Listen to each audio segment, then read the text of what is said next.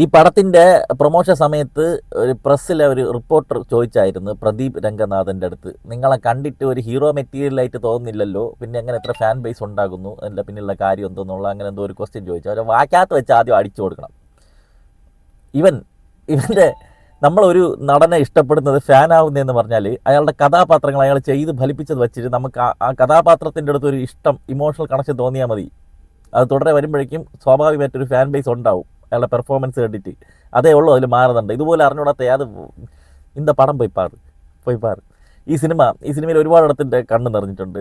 സിനിമയിലെ emotional scenes of course, അതുപോലെ ഇവരുടെ പെർഫോമൻസ് കണ്ടിട്ട് അതിനപ്പുറം എനിക്ക് ഒരു നന്ദി, ഞാനൊരു നല്ല സിനിമ എനിക്ക് തന്നതിൻ്റെ ഒരു നന്ദി പലയിടത്തും എനിക്ക് ഫീൽ ചെയ്തിട്ടുണ്ടായിരുന്നു. അങ്ങനെ ഒരു ഗംഭീരമായിട്ടുള്ള ഒരു തിയേറ്റർ വാച്ചായിരുന്നു ഡ്യൂഡ് എന്ന പടം. ഈ സിനിമ ഇപ്പം ജെൻസിയുടെ അവരുടെ റിലേഷൻഷിപ്പ് ഭയങ്കര കോംപ്ലിക്കേറ്റഡ് ആണ്. നമ്മൾ 90 കിഡ്സിനൊന്നും കണ്ട് നമുക്കത് ജഡ്ജ് ചെയ്യാൻ പറ്റില്ല. 90 കിഡ്സ് എന്നല്ല ആർക്കും മറ്റൊരാൾക്ക് ജഡ്ജ് ചെയ്യാൻ പറ്റത്തില്ല. ഇവരെന്താ കാണിക്കുന്നതെന്ന്. ഇവർ കുറേ സമയം ഫ്രണ്ട്സ് എന്ന് പറയും, പിന്നെ ലവേഴ്സാണെന്ന് പറയും, പിന്നെ വേറെ ഈ ഫ്രണ്ട്സായിട്ടിരിക്കുമ്പോൾ തന്നെ വേറെ ലവേഴ്സാണ്.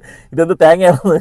ഇവർക്ക് റിലേഷൻഷിപ്പിന് യാതൊരു വാല്യൂ ഇല്ല എന്നുള്ളൊരു ചിന്ത, ഒരു സംഭവമാണ്. പക്ഷെ അത് അവരെ കൂടെ ഒരു ക്യാമറ വെച്ച് നടന്നാൽ മാത്രമേ അവരുടെ ഇമോഷൻസ് നമുക്ക് പുറത്തുള്ളവർക്ക് ജഡ്ജ് ചെയ്യാൻ പറ്റുള്ളൂ. അത് ഒരു വലിയ വിഷയമാണ്. ഇത് ഇവരുടെ ഭയങ്കര നമ്മളെ പണ്ടത്തെ കാലഘട്ടം പോലെ ലവ് ലെറ്റർ അയച്ച് അല്ലെങ്കിൽ മറ്റേ ടെക്സ്റ്റ് SMS അയച്ച് വീട്ടിൽ മൊബൈൽ ഇല്ലാത്തവർ മറ്റേ ലാൻഡ് ഫോണിൽ വിളിച്ച് തിരിച്ച് റിപ്ലൈ ഇട്ടവരുള്ള സമയം, അങ്ങനെ സമയമൊന്നും ഇല്ല ഇപ്പോൾ. പടപടെ കാര്യങ്ങൾ പോവേണ്ട. അവർക്ക് പെട്ടെന്ന് തന്നെ അവർ നൈമിഷികമായിട്ട് കാര്യങ്ങൾ തീരുമാനിക്കുന്ന ആൾക്കാരാണ്. വളരെ ഫാസ്റ്റായിട്ടാണ് ജനറേഷൻ പോയിക്കൊണ്ടിരിക്കുന്നത്. അപ്പോൾ അതുപോലെ തന്നെ അവർ ഈ പറയുന്ന അവരുടെ ഒരു സെക്കൻഡ് കൊണ്ടുള്ള അവരുടെ ഇത് കാരണം സൂയിസൈഡ്സ് നടക്കുന്നത്, അങ്ങനെ ഭയങ്കര കോംപ്ലിക്കേറ്റഡ് ആയിട്ടുള്ള ഒരു ഇതാണ് ജെൻസിയുടേത്. അപ്പോൾ അത് ഈ സിനിമ കാണുമ്പോൾ അത് എവിഡൻ്റ് ആയിട്ട് നമുക്ക് മനസ്സിലാവും എന്നുള്ളതാണ്. എന്തുകൊണ്ട് അപ്പോൾ ഈ സിനിമയായിട്ട് ഇവരെ കൂടെ ഇരുന്ന് നമ്മൾ സഞ്ചരിച്ചാൽ മാത്രമേ ഇവരുടെ ഇമോഷൻസ് നമുക്ക് മനസ്സിലാവുള്ള ഒരു വാല്യൂ കൊടുക്കാൻ പറ്റുള്ളൂ. അത് പറഞ്ഞ് എക്സ്പ്ലെയിൻ ചെയ്യാനും പറ്റത്തില്ല. അത്തരത്തിൽ ഭയങ്കര കോംപ്ലിക്കേറ്റഡ് ആയിട്ടുള്ള കോൺഫ്ലിക്ട്സുകളുള്ള ഒരു സിനിമ. അത് ഭയങ്കര രസമായിട്ട് എൻഗേജിങ് ആയിട്ട് എടുത്തിട്ടുണ്ട്. ഈ സിനിമയിലെ മമിത ബൈജു ഒക്കെ ഒരു രക്ഷയില്ലാത്ത പെർഫോമൻസ് ആണ്. ഇത് എന്തുകൊണ്ട് മമിത അത് കയറിപ്പോണേ? ഇതന്നെ ഒരു ബ്രേക്കപ്പ് സീൻ ഉണ്ട്, അതിൽ അവൾ കാണിച്ചു വെച്ചിരിക്കുന്ന പെർഫോമൻസ് ഉണ്ട് വേറെ ലെവലടെ. അതുപോലെ പ്രദീപ്, അവനെക്കുറിച്ചൊന്നും പറയാനില്ല. അവൻ ക്യൂട്ട്നെസ് കാണിച്ചാലും അത് ക്യൂട്ട്നെസ് ആയിട്ട് തന്നെ നമുക്ക് ഫീൽ ചെയ്യും, അത് ക്രിഞ്ചായിട്ട് ഫീൽ ചെയ്യില്ല. ആ ക്യാരക്ടർ അതുപോലെ ഒരു ഫ്രണ്ട് ഇരുന്നത് എത്ര നന്നായിരിക്കും. പക്ഷെ ഇടയ്ക്ക് കുറച്ച് ഓവർ നന്മ പരിപാടിയുണ്ട്. എന്നിരുന്നാലും നമുക്കത് ക്രിഞ്ചായിട്ട് ഫീൽ ചെയ്യുന്നില്ല. അത്രയും ഗംഭീരമായിട്ട് ഡെലിവറി ചെയ്തിട്ടുണ്ട്. കിട്ടില്ല ക്യാരക്ടർ. ഒരു ആക്ടറിന് കിട്ടുന്ന ഭാഗ്യമാണ് ഇങ്ങനത്തെ ക്യാരക്ടർ കിട്ടുന്നത്. അതുപോലെ നമ്മുടെ ഹൃദു ഹാരോണുണ്ട്, അവനും ഇമ്പോർട്ടൻ്റ് ആയിട്ടുള്ള റോളാണ്. ത്രൂ ഔട്ട് തന്നെയുണ്ട്. നല്ല ഗംഭീര ആ റോൾ എന്താണ് കൊടുത്തിട്ട് അത് ഗംഭീരമായിട്ട് അവൻ ചെയ്തിട്ടുണ്ട്. ഇതിനപ്പുറം ശരത് കുമാർ ഒരു രക്ഷയില്ലട ഈ പടത്തിൽ. ശരത് കുമാർ ഇതിനോട് മുമ്പത്തെ ഒരു പടത്തിൽ കോമഡി പീസായിട്ട് ഞാൻ പറഞ്ഞു, പക്ഷേ ഇതിൽ പക്ക സാധനമായിരുന്നു. കിട്ടില്ല ആർക്കുള്ള ക്യാരക്ടർ.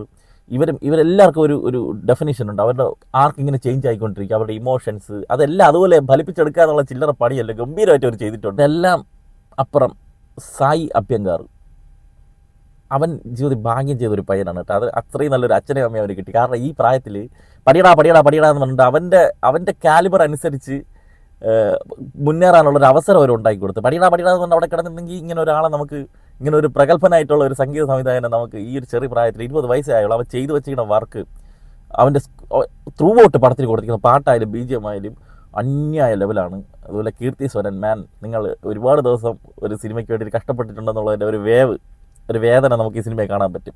ഷൂർ റൈ പോട്ടറിൻ്റെയൊക്കെ അസിസ്റ്റൻറ്റ് ഡയറക്ടറായിരുന്നു. അത് മാക്സിമം അഴിഞ്ഞാടി നിങ്ങൾ ഇതിൽ ഡയറക്ഷൻ ചെയ്തിട്ടുണ്ട്. ചില പ്രശ്നങ്ങളുണ്ട്, അത് നമുക്ക് വിട്ടുവയ്ക്കുക. ലോജിക്കൽ പ്രശ്നം കാര്യങ്ങളൊക്കെ ഉണ്ട്. അതിനപ്പുറം നമ്മൾ എത്രമാത്രം രസിപ്പിച്ചിട്ടുണ്ട്, നമ്മൾ എത്രമാത്രം ചിരിപ്പിച്ചിട്ടുണ്ട് എന്നുള്ളൊരു ഫാക്ടറുണ്ട്. ഈ സിനിമയുടെ എനിക്ക് ഇത്തിരി പ്രശ്നമായിട്ട് തോന്നിയത് എന്ന് പറഞ്ഞാൽ ഇതിൻ്റെ ക്ലൈമാക്സ് കുറച്ചുകൂടി നമ്മൾ എക്സ്പെക്റ്റ് ചെയ്യും. കാരണം സിനിമയിൽ ആ രീതിയിൽ ഗ്രാഫ് കയറ്റിയാണ് ഇത് കൊണ്ടുപോകുന്നത്. അപ്പോൾ ആ സാഹചര്യത്തിൽ കുറച്ചുകൂടി നന്നായിട്ട് ചെയ്യാനും തോന്നി. Still it is okay. അല്ലാതെ നമുക്ക് ഒരിടത്തൊരു ലാഗോ ഒരു മടുപ്പോ ഒന്നും ഫീൽ ചെയ്യാതെ നല്ല എൻഗേജിങ് ആയിട്ട്. കാരണം കംപ്ലീറ്റ് കോൺഫ്ലിക്ട്സ് ആണ് സിനിമ. കോൺഫ്ലിക്ട്സ് ചിലതൊക്കെ ലോജിക്ക് മാറ്റി വയ്ക്കാം. അപ്പോൾ ഒരു മന്ത്രി ഇങ്ങനെയൊക്കെയാണ് അവിടെ എന്നൊക്കെ ചിന്തിച്ച് കഴിഞ്ഞ് പടം കാണാൻ എനിക്ക് പറ്റില്ല. അപ്പോൾ അങ്ങനെ രണ്ടാമത്തെ പടം നമ്മൾ കണ്ടില്ലേ, രണ്ടാമത്തെ ഇതിനു മുമ്പേ ഇറങ്ങിയ പടം ഏതായിരുന്നു, ഡ്രാഗൺ. അതിൽ നമ്മളങ്ങനെ ലോജിക്കൊന്നും നോക്കില്ലല്ലോ. പക്ഷേ അതിൻ്റെ അത്ര ഉള്ള ഒരു മിസ്റ്റേക്കൊന്നും മുഴച്ചൊന്നും നിൽക്കുന്നില്ല.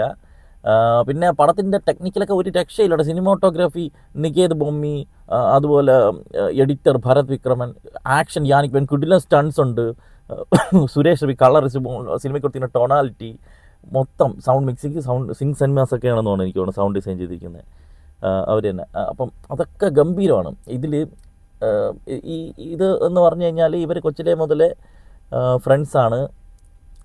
അമ്മാവൻ്റെ മോളാണ്. ആ ഒരു ഇതിൽ പോയിട്ട് അവർക്കൊരു ലവിൻ്റെ ഒരു സംഭവം വരുന്നുണ്ട്. അതിനെ തുടർന്ന് എന്താ സംഭവിച്ചതെന്നുള്ളതാണ്. അതേ തുടർന്ന് നമ്മൾ ഒട്ടും പ്രതീക്ഷിക്കാത്ത പ്രഡിക്റ്റബിൾ അല്ലാത്ത കാര്യങ്ങളിലോട്ട് പോകുന്നു. റിയൽ ലൈഫിലൊന്നും നടക്കാനൊന്നും പോണില്ല. പക്ഷേ ആ ഇമോഷൻസിന് പ്രേക്ഷകരിലേക്ക് എത്തിക്കുന്നതാണ് സിനിമയുടെ വിജയം എന്ന് പറയുന്നത്. അത് മാത്രമല്ല വേറെ ഈ പറയുന്ന ദുരഭിമാനക്കൊല ഇങ്ങനത്തെ കുറേ കാര്യങ്ങളെയും കൂടി സിനിമ സെറ്റിലെന്നല്ല നന്നായിട്ട് തന്നെ സിനിമ വിമർശിക്കുന്നുണ്ട്. ഈ കാലഘട്ടത്തിലും ഇതൊക്കെ ഉണ്ടോ എന്നുള്ളൊരു സംഭവം. ഫസ്റ്റ് ഹാഫൊക്കെ തീരണത് പോലും അറിയില്ല, പടപടയെന്ന് പറഞ്ഞിട്ട് അങ്ങ് ഓടിച്ചു പോയി.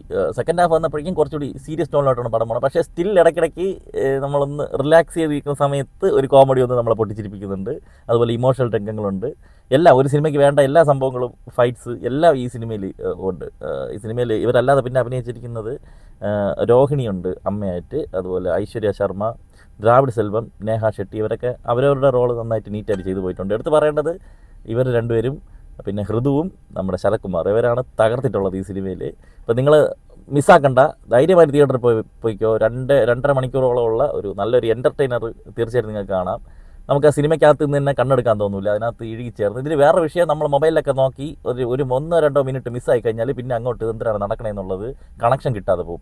അമ്മാതിരി കോൺഫ്ലിക്ട്സ് ആണ് ഈ സിനിമയിൽ നടക്കുന്നത്. മറ്റേ ഫസ്റ്റ് പടം ഓർമ്മയില്ലേ, ലവ് ടുഡേ, അതിൽ ഇതുപോലെ തന്നെ നമ്മൾ ഇടയ്ക്കൊന്ന് കണ്ടില്ലെങ്കിൽ പിന്നെ എന്തിനാണ് നടക്കണമെന്ന് നമുക്ക് ഓർമ്മ കാണില്ല. അതുപോലത്തെ ഒരു സംഭവമാണ്. എന്നാൽ യവന് മാത്രം എവിടെ നിന്നൂടെ ഇങ്ങനത്തെ ലോകത്തൊന്നും ചെയ്യാത്തൊരു സ്ക്രിപ്റ്റ് എടുത്തുകൊണ്ട് പറഞ്ഞത്, പുതിയൊരു കഥ, ഇതുവരെ കേൾക്കാത്തൊരു കഥ. യവന് മാത്രം എവിടെ നിന്ന് കിട്ടണമെന്ന് കേട്ടോ.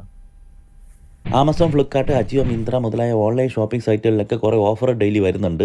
അപ്പോൾ നിങ്ങൾ അറിയാതെ പോകുന്ന അത്തരം ഓഫറുകളൊക്കെ നമ്മുടെ വാട്സാപ്പ് ചാനലിൽ റെഗുലർലി അപ്ഡേറ്റ് ചെയ്യാറുണ്ട്. അപ്പോൾ താല്പര്യമുള്ളവർ നമ്മളെ വാട്സാപ്പ് ചാനൽ ഒന്ന് ഫോളോ ചെയ്തോളി. ലിങ്ക് ഫസ്റ്റ് കമൻറ്റിൽ പിൻ ചെയ്ത് വെച്ചിട്ടുണ്ട്.